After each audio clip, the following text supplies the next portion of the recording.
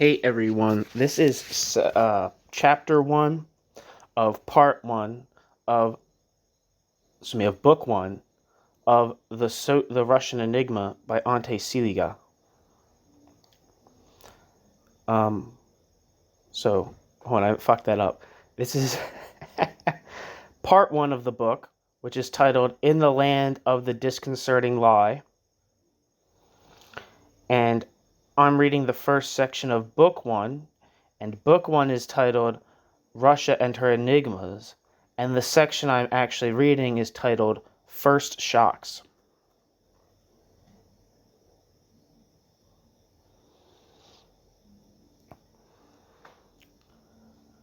So here we go. For years I had wanted to go to Soviet Russia, the Bolshevist revolution which, in the face of a Europe torn by war and crushed by capitalist exploitation, boldly tried to build a society founded on a brotherhood of nations and on the enfranchisement of the workers had, from its very inception, gained my wholehearted sympathy. A young student, I joined the ranks of the Socialist Party of Croatia in 1918.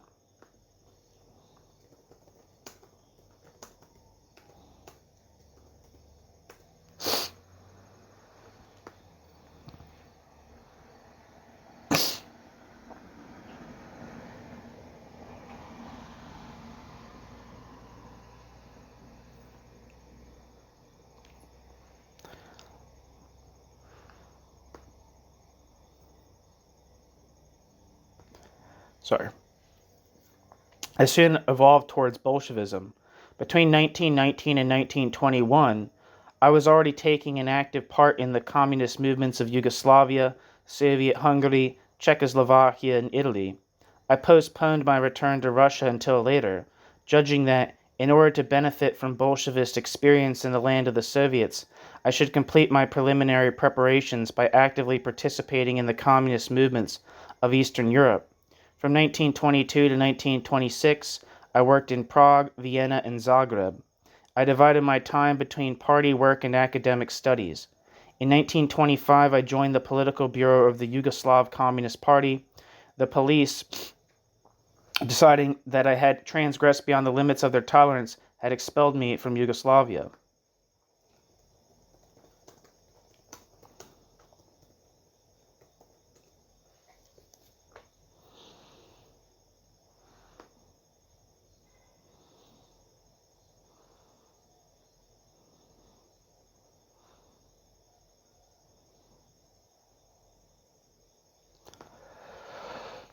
The next year I spent in Vienna as foreign representative of the Central Yugoslav Committee and member of the Balkan Bureau of the Comintern, Communist International. I was to go to Moscow in 1926. That summer, the Comintern suddenly changed its policy with regard to the Yugoslav Party. The left section, to which I belonged, was replaced by the section of the right, which took over the direction of affairs. Under those conditions, in going to Moscow, I seemed likely to lose my liberty of action. But the wish to study the experiment of the Great Russian Revolution in situ prevailed. The repeated defeats suffered by the communist movement in Europe proved the necessity of studying and improving tactics. Would not a journey to Moscow be the most fruitful source of experience? Again, that year and the next, Moscow was expecting the visit of a large section of active members of the Yugoslav Party. Therefore, the interest of the left section of the party also demanded a journey to Soviet Russia. I left Vienna on October 1st, 1926. My first impression of Russia, from the border to Moscow, offered nothing remarkable. The country appeared to be a succession of vast spaces where the trace of man was only sporadically visible in occasional and wretched villages. At last came Moscow, Alexandra Station.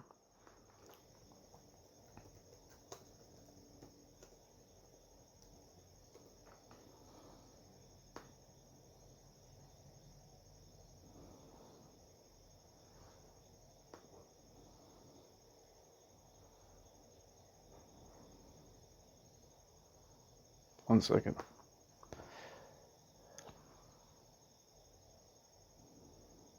Let's see if there's anything for this particular station. Sorry about that. The usual hubbub of the railway platform. I left the station intended to call a taxi, but there were none, nothing but horse-drawn cabs. Is Vost Chicky.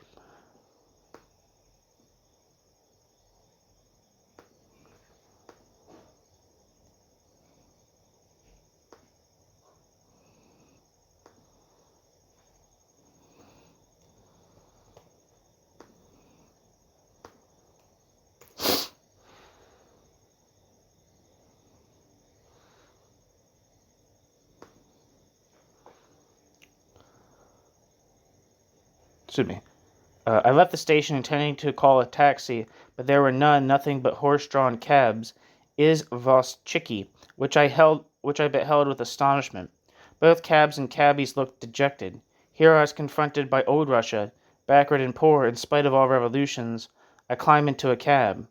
My clothes and my bad Russian labeled me a foreigner, and the cabby began to talk to me. Quote, "Have you come from America? A good life over there? You can have all the things you want, and good quality at a low price, not like it is here. We can get only worthless clothes, and prices are sky high. We have only rags left." End quote. This surprised me. What? A worker of the new Russia who felt no pride, no joy in his new life? I became entangled in a complicated answer about not believing that everyone abroad was well dressed. The streets drew my attention. To arrive at my destination, we were crossing the heart of Moscow. The town appeared very different from what I had expected. Nothing impressive about the houses. They all seemed old and ill-adapted to modern needs.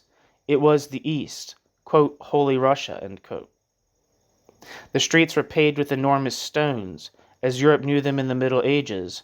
Most of the passers-by wore old clothes, even rags. The gray of autumn twilight deepened the sadness of this belated drabness, mixture of the Oriental and the medieval. During those first days, this drabness, this time lag between Russia and the rest of Europe, became an obsession. Moscow could not be an obsession. It was the heart, the center of the country. Its aspect was no doubt a reflection of the level of social and cultural life over the whole of Russia.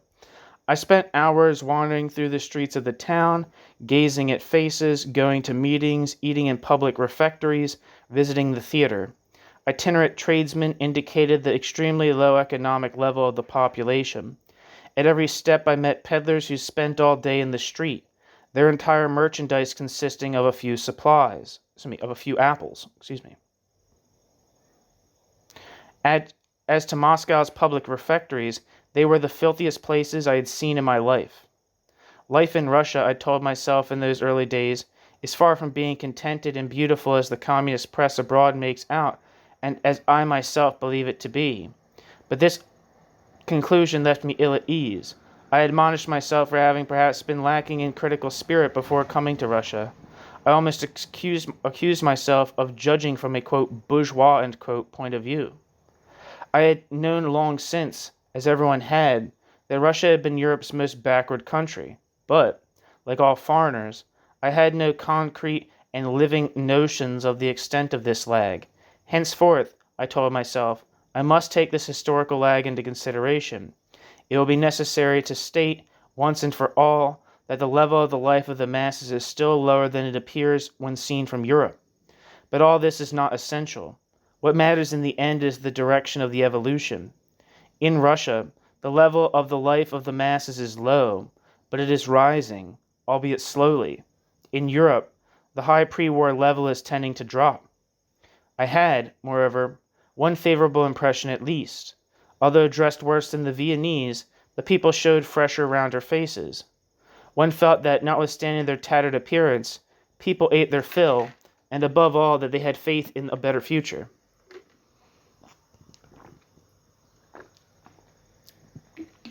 In spite of poverty, their glances and their movements were full of youth and life. When I had become more familiar with all these people, that youthfulness, that faith in the future, that conviction that life was only just beginning, that unshakable determination to secure a, quote, place in the sun, end quote, appeared to me to be the outstanding characteristic of Soviet Russia. In the streets, in the offices, in the schools, and in the factories, I met men who before the revolution were, quote, nobodies, and now were, quote, somebodies, or preparing to become such. Coming from the despairing stagnation of post-war Vienna, in Moscow one was struck by the rise of entire social groups, the quickened rhythm of life, the desire for education felt by all, but especially by the young. The contents of Soviet books, newspapers, all recall the vastness of the country, the magnitude of its problems, all underlined the importance of this world capital. In the midst of all this impetuous torrent of Soviet life, the Comintern appeared to me as an institution devoid of great importance. Without yet understanding Soviet Russia and the real part played by the Comintern, I saw clearly from the very beginning that there was an abyss between the great speeches about, quote, the general staff of the world revolution, end quote, and the reality.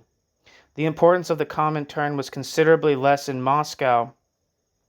The importance of the Comintern was considerably less in Moscow than that of any of the people's commissariats. It was nothing but a foreign section attached to the propaganda service of the Central Committee. The people I met there, the permanent collaborators of the Comintern, seemed to personify the narrowness of the institution and the drabness of the building in which the Comintern was housed. They had neither scope nor breadth of view and showed no independence of thought. I expected to meet giants. I found dwarfs. This is a kind of a similar commentary to Otto Rula's experience of representing the KAPD, giving the Communist Workers' Party of Germany's last stand as a member of the Comintern. His report from Moscow, which is on this channel. This is very similar to what he says. I wonder if he'll say anything about Radek, because he seems to have a special scorn for Radek as a person. But I'll see. Let's see. Not he. By he, I mean Otto Rula.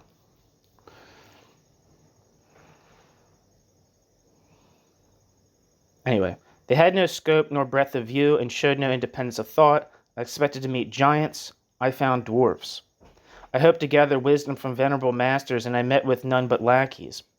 The autumn and winter of 1926 was marked by a bitter struggle with the Communist Party, a struggle to which the present Moscow trials are the bloody epilogue.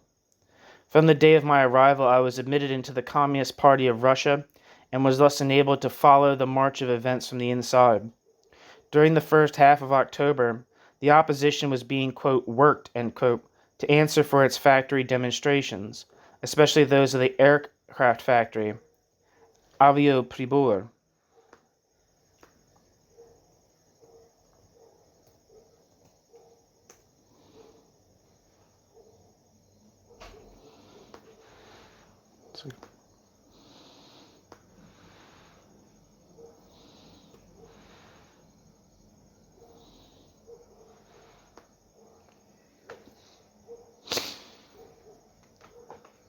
In October,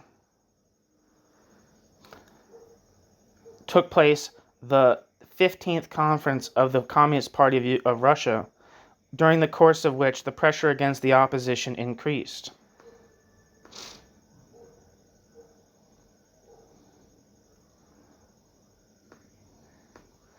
One second.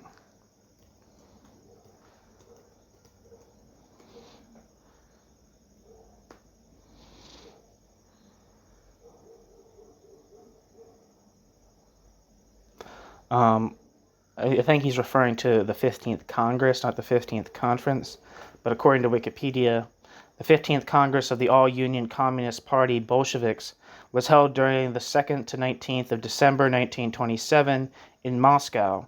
It was attended by 898 delegates with a casting vote and 771 with a consultative vote.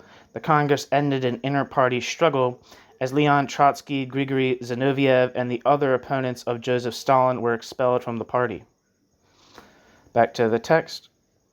In October took place the 15th Conference of the Communist Party of Russia, during the course of which the pressure against the opposition increased.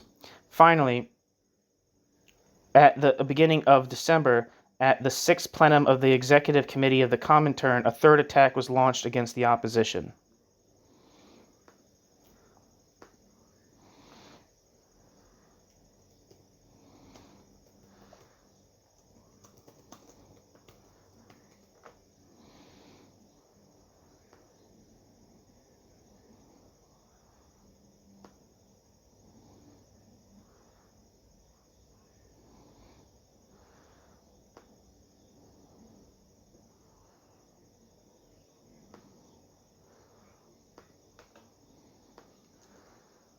One second.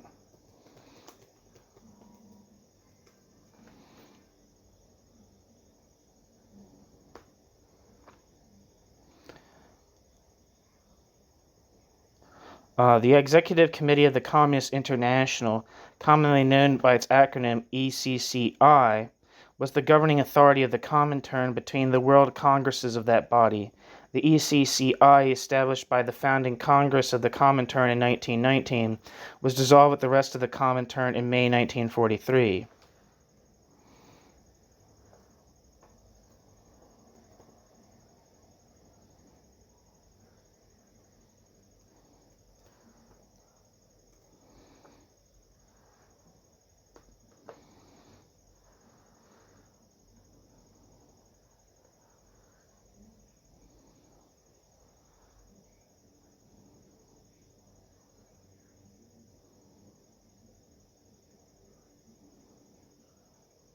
Sorry, I'm looking to see if there's anything on this particular conference of the ECCI.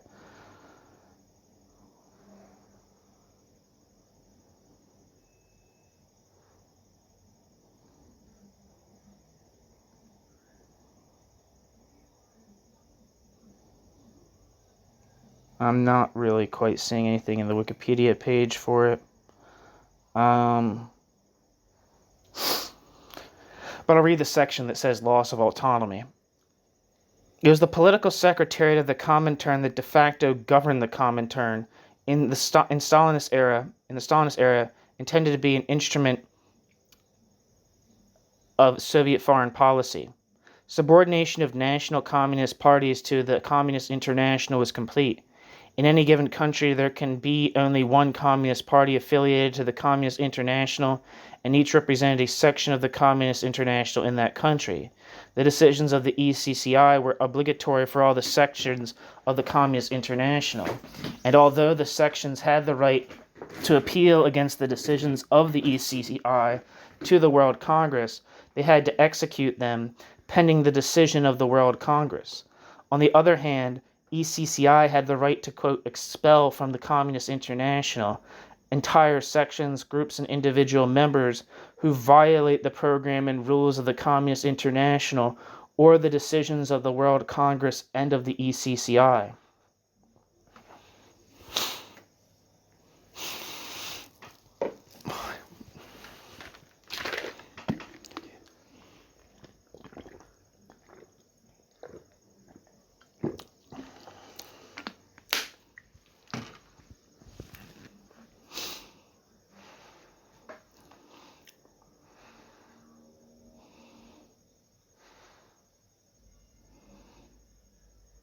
Back to the text. Finally, at the beginning of December, at the sixth plenum of the Executive Committee of the Comintern, a third attack was launched against the opposition. At the time of my arrival in Russia, I was an adherent of the policy advocated by the majority of the Central Committee. My first contact with the Russia of the Soviets did not inspire me with any doubts as regards the justness of that policy, at least as to its basic justness. And I was all the more astonished at the methods used against the minority. It was sufficient to be present at a few party meetings to be convinced that discussions of ideology played but a very secondary part in the struggle. The deciding factor consisted of threats, intimidatory actions, and terrorism. One felt that any militant member who distinguished himself by a particularly cynical and brutal outburst against the opposition in general or against some of its members was assured of either immediate advancement or a brilliant future. Woe betide the speaker who put forward doubts, who declared that such or such a point of difference between the opposition and the majority did not seem clear to him. By way of answer, he would be reproached for lack of revolutionary flair. He would be accused of being in both camps, of being a traitor in disguise. The official speaker would harangue him, raising his voice, quote, "That does not seem clear to you? Comrade X declares that it doesn't seem clear to him. You perceive that the basic principles of party politics and the petite bourgeois characteristics of the opposition do not seem clear to him. ... Whom does he seek to lead into error? We know very well that what he hides behind this hypocrisy. The party will tolerate no hesitation, no lack of clarity. ... End quote. In those conditions, all leaning towards doubt soon disappeared. Those who, at the outset, had dared express their doubts, in the end mounted the platform to excuse themselves for having misunderstood. The attitude of the opposition strengthened the feeling of uneasiness. The rare opponents who had developed their opinions in the cells took to speech in those same cells a few weeks later to declare that they renounced their opposition. Often they would go so far as to condemn the ideas of the opposition. That was merely a form of tactics in accordance with the instructions of the majority of the opposition leaders. But this Byzantine diplomacy disturbed the other side, and soon they themselves no longer knew whether their retractions were sincere or not.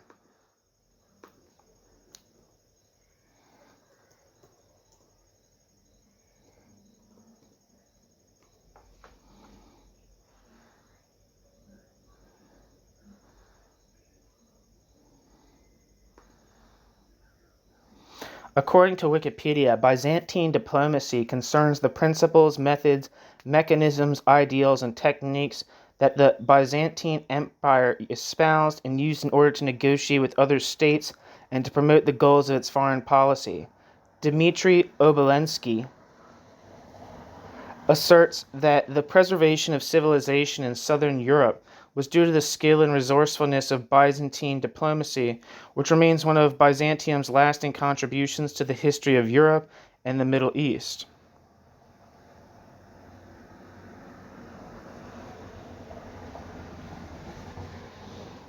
And that didn't really tell me what that means here, but it's okay. Back to the text. At the beginning of December, as I already stated, the plenum of the Comintern's Executive Committee took place. For the last time, the doors of the Kremlin were opened to a Congress of the Third International.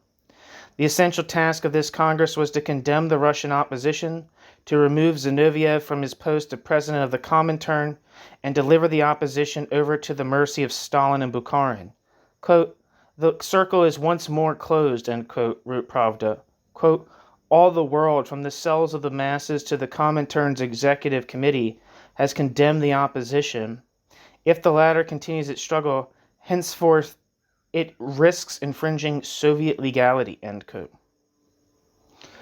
That sentence, harmless as it may sound to the average European, contained to the Russian a direct threat of annihilation by the GPU, the political secret police, and the destruction of what remained of the opposition of the left within the Russian party.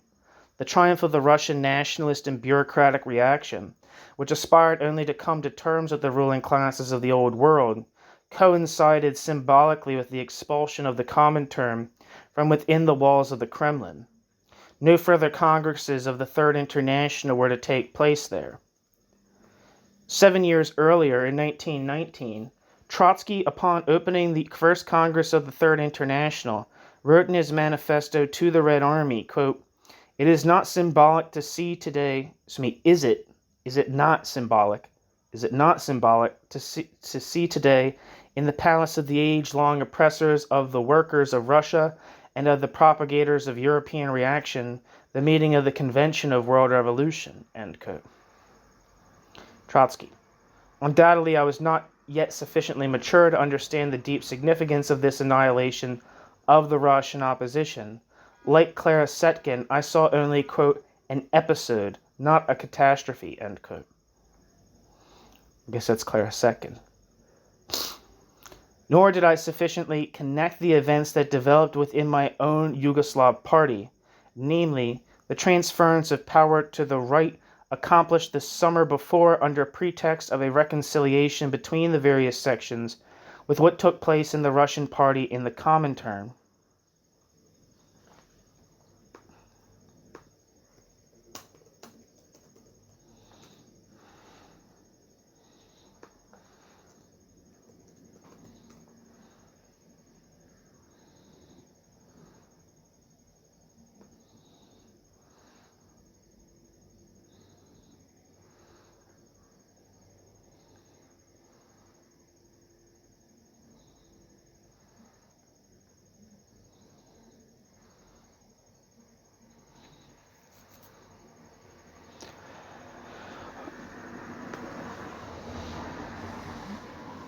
Nor did I.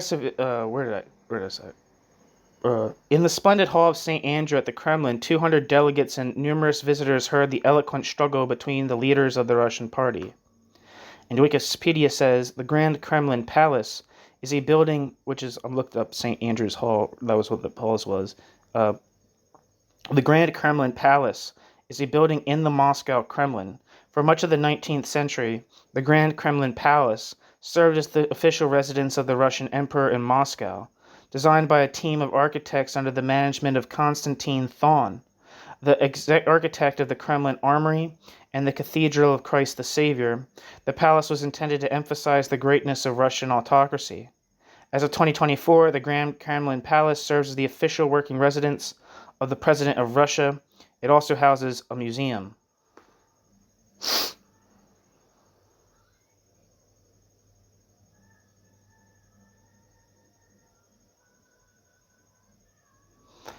Back to the text.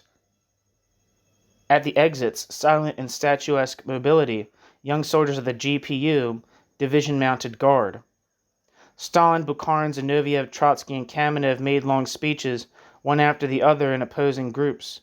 It was the last time in the history of the Russian Revolution that the leaders of that revolution, still equals in right, appeared on the same platform face to face with the world. The forced speeches of Bukharin and Zinoviev failed to impress me in the least. Bukharin appeared to me pretentious, Zinoviev verbose. Stalin's unshakable determination to push matters to the extreme, the clarity with which Stalin stated the dilemma, impressed me deeply, in spite of the heaviness of his speech. Trotsky spoke in an exceptionally intelligent and subtle way. From the point of view of oratory, Trotsky's speech marked the culminating peak of the session. This triumph was all the more remarkable as public recognition was denied Trotsky on account of political calculations. Trotsky walked up to the platform. A deep silence fell over the meeting. Trotsky asked leave to speak for 2 hours. The chairman, a Bulgarian named Kolarov, refused to grant him more than the half an hour according to all the speakers whose names were down.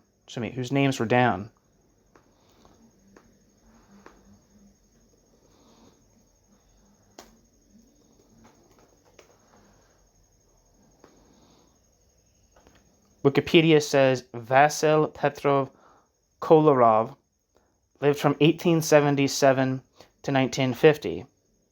Vasil Kolarov was a Bulgarian communist political leader and leading functionary in the Communist International, or Comintern. Back to the text. Trotsky seemed about to descend from the platform when, after a few minutes' hesitation, the chairman offered him 1 hour.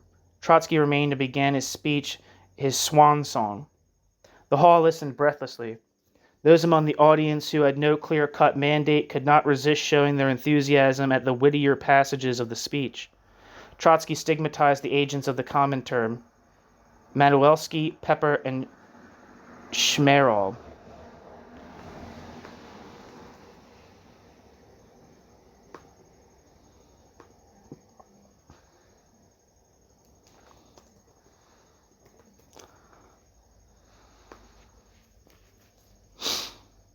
According to Wikipedia, Dmitry Manuelsky lived from 1883 to 1959.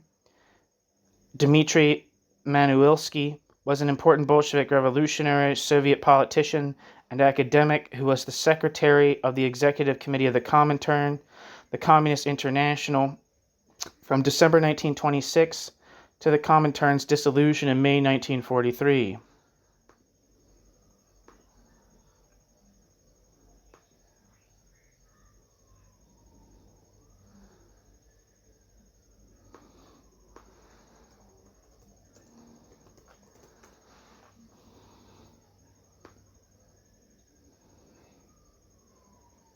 Wikipedia says John Pepper, or Joseph Pogani, known in English as John Pepper, or Joseph Pogani, lived from 1886 to 1938. John Pepper was a Hungarian communist politician. John Pepper later served as a functionary in the Communist International in Moscow before being cashiered in 29. What the hell does that mean? Later as an official in the Soviet government, Pepper ran afoul of the secret police and was executed during the Great Terror of 1937 to 38.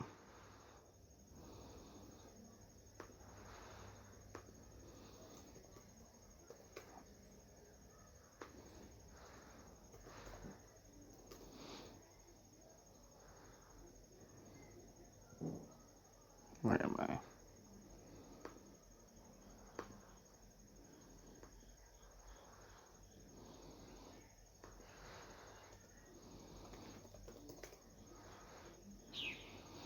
I can't find anything for this Shmerol person. Trotsky stigmatized the agents of the Comintern, Manuilsky, Pepper, and Shmerol. From the committee's bench, dear old Clara Setkin leaned over the balustrade in order not to lose one word. Bukharin, moved and tense, was taking notes for his reply to Trotsky. Pepper, feeling beside himself... John Pepper, feeling himself beaten... I don't know why I said that. John Pepper, feeling himself beaten, sought help from Setkin, but Setkin stopped Pepper with a short word. Pepper hastened over to Bukharin. Bukharin, without saying anything, pointed to his ear to indicate that he wished to listen and pushed him aside. However, notwithstanding the polemic brilliance of Trotsky's oratory, Trotsky wrapped his exposition of the debate in too great a prudence and diplomacy. The audience was unable to appreciate its depth, the tragedy of the divergences separating the opposition from the majority. Kamenev's speech was sober and clear. In contrast with Zinoviev and Trotsky, Kamenev did not begin by refuting the accusations brought against the opposition. Kamenev began his speech by affirming that there existed in Russia and in the Third International a danger from the right, represented by the official majority of the Russian party.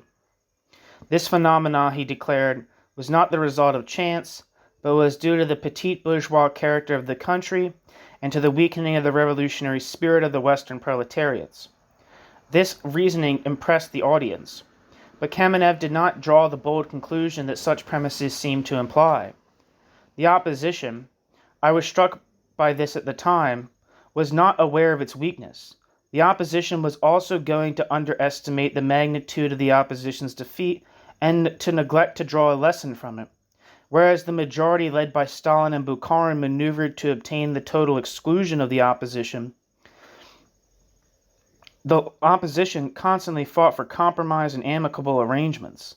This timid policy of the opposition was instrumental, if not in bringing about the opposition's defeat, certainly in weakening the opposition's resistance. When a little later, Viniovich